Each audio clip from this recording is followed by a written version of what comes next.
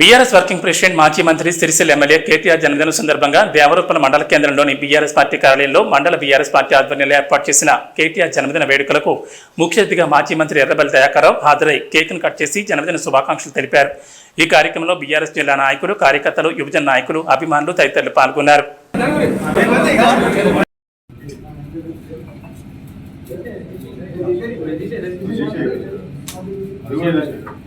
Happy birthday to you. Happy birthday to you.